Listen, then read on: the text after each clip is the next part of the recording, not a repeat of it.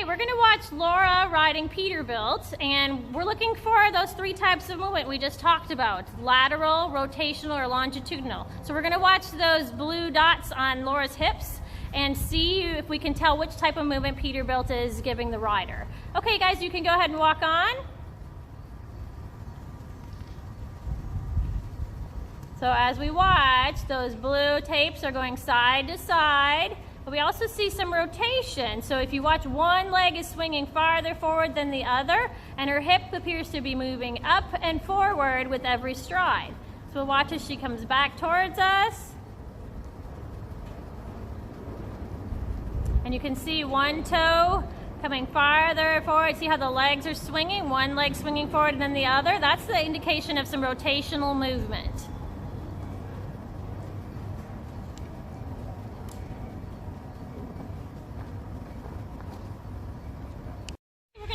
Laura trotting on Peterbilt, and we'll see what type of input he has at the trot for the rider. Go ahead guys, you can trot away.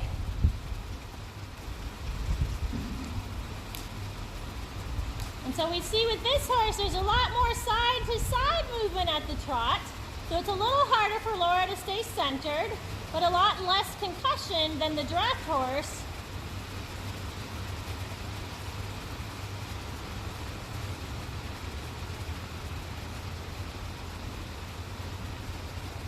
So a smoother trot with less loft, but more lateral movement side to side for the rider, which might make it harder to balance. Now we're going to see Laura sitting on Thorin and see what type of movement he provides for her. Okay guys, you can go ahead and walk on. You're gonna go about 3/4 of the way down the arena and then turn around and head back this way with a pretty good walk pace, please.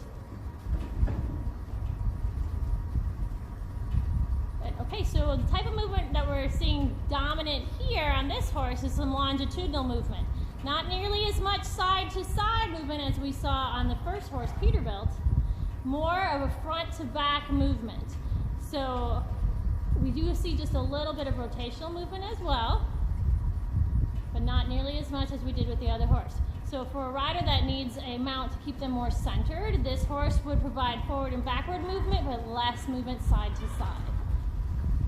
Okay, we're going to go ahead and watch Laura trotting on Thorn to see what kind of input. And because this is a heavier draft moving horse, there's going to be quite a bit of input moving up through the rider. It does look like it's pretty easy for Laura to stay centered, so a lot of the movement's pushing up straight underneath her seat. But this horse, because of his mass in his bone, it hits the ground pretty hard.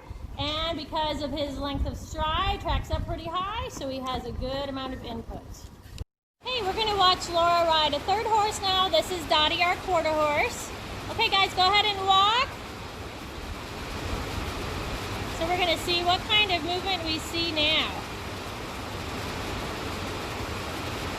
So we see some lateral side to side, a little bit of rotation, a little bit similar to Peterbilt. I think more lateral side to side than rotation here, but some of both.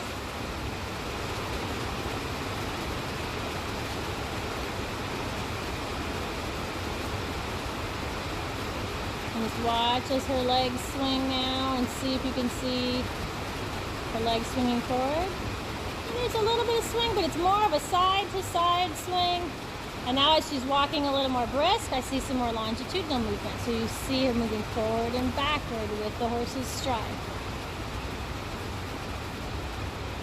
This horse has a combination of all three of the movement types.